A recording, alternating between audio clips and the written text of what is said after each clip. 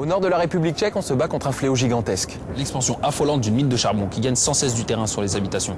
Écoutez, cette usine fonctionne 24 heures sur 24. Et inutile de vous rappeler que le charbon est une énergie fossile. Donc très polluante pour l'atmosphère. C'est pour nous l'occasion de vous faire découvrir le travail de ces ONG, Comme Friends of the Earth, qui s'avère très difficile, c'est un peu David contre Goliath. en Europe centrale.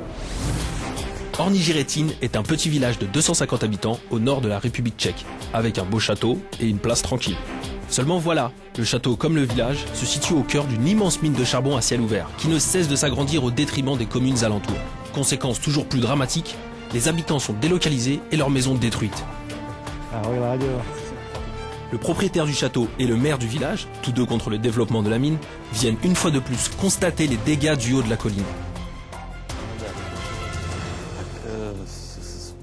Je suis radicalement opposé à l'expansion des mines à ciel ouvert. Il y a plusieurs raisons à cela, mais je peux vous dire que la plus importante pour moi, c'est que presque la totalité de ma famille, de mes amis et des gens de la région ont été expulsés de chez eux à cause de ces mines de charbon. C'est pour lutter contre ce scandale écologique que Jana a fait le déplacement. Elle est porte-parole dans cette région des Amis de la Terre, une ONG qui travaille en collaboration avec Greenpeace. Je ne peux pas dire que certains des habitants de Orní Jiřetín, ceux qui travaillent pour la Mosteka, la société exploitante des mines, veulent que notre ville soit démolie. Il n'y a pas les bons d'un côté et les méchants de l'autre. Pour sensibiliser les gens aux méfaits de la mine, Jana a installé sur la place du village une exposition qui détaille les conséquences dramatiques de la mine sur l'environnement et la démographie du pays. Elle espère ainsi attirer l'attention des médias sur le problème.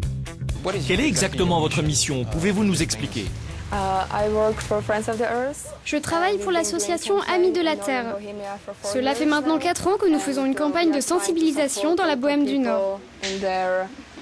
Nous soutenons activement les gens qui habitent ici dans leur combat contre l'extraction du charbon et l'extension de ces mines.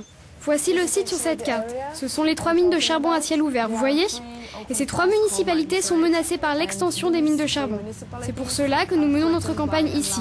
Nous voulons stopper l'extension des mines. Comme je vous l'ai dit, il y a une résolution qui doit être respectée, qui a été signée dans les années 90. Et que va-t-il se passer si l'extension se produit? Ce qu'il va se passer ressemblera à ça. Avec 3 millions de mètres cubes de terre ravagée, l'extension de la mine a déjà englouti 81 villages. Et le suivant sur la liste n'est autre que Orní Jiřetín. Cela ne décourage pourtant pas les habitants qui tiennent à leur village. Je voudrais vous raconter une histoire amusante. Ma petite fille a voulu donner son argent de poche au responsable de la Mosteka, la société minière, pour qu'il nous laisse tranquilles. Non, certainement pas, nous ne voulons pas vendre notre maison. Nous voulons passer le reste de notre vie ici, c'est un endroit magnifique. Vous n'avez qu'à regarder autour de vous. Pour s'agrandir, la mine fait aujourd'hui pression sur les habitants. Ceux qui s'accrochent à leur maison sont menacés d'être privés d'électricité. Pour lutter contre ce chantage et la pollution toujours plus grande de la région, un petit groupe de communes a investi dans 3 éoliennes qui lui permettent d'être autonomes en consommation d'énergie. Maintenant, nous sommes à côté de Orní Jiřetín et vous pouvez voir ces 2 éoliennes. C'est une vraie source d'énergie renouvelable.